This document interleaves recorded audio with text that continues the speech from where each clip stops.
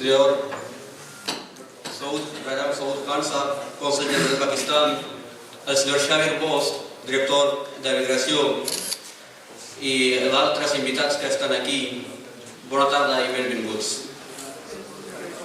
Avui és el dia 23 del març. És un dia en el qual els musulmans van aprovar la resolució de Pakistan, que volem un país lliure sota la lideratge de Gran Jinnah. La resolució exigeix un país separat per als musulmans que van romandre enrere sota el domini britànic. En 1940, aquesta resolució va ser nomenada la resolució de Lahore. Aquesta resolució, per exemple, Maulana Jafar Ali Khan, Sir Abdullah Harun, Safdar Abdul Qayyum, sota el lideratge de Muhammad Ali Jinnah. La resolució va ser somni de l'Allama Iqbal i Muhammad Ali Jinnah converteix aquest somni en realitat, que després de 7 anys de la resolució del Pakistan va arribar a existir en el mapa del món.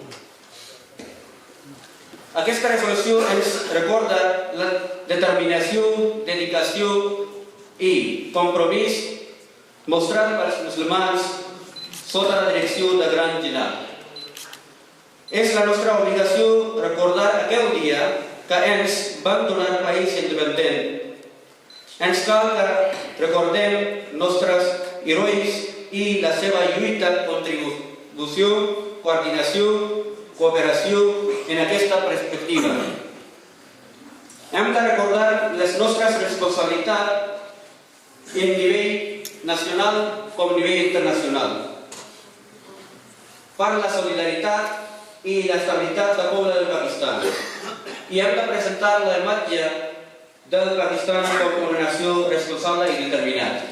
Això volia dir una altra cosa, que per exemple en el himne del Barça diuen que tot el camp és un camp. Som la gent blaugrana. Cal saber d'on venim, si del nord o del sud. Ara estem d'acord. Doncs jo dic que tot el camp és un camp. Som la gent catalana. Cal saber d'on venim, si del nord, si de l'Àsia o d'Àfrica. Estem a Catalunya. Doncs això és nostra responsabilitat de parlar català. Nosaltres hem de parlar català, hem d'integrar aquí. Nosaltres hem de respectar el país igualment com Pakistan.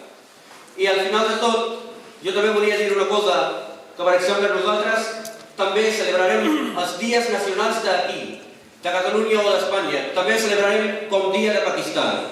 I ara, amb l'esperança que la propera vegada haurem més que avui i haurem millor que avui, doncs moltes gràcies, bona tarda i benvinguts a tots.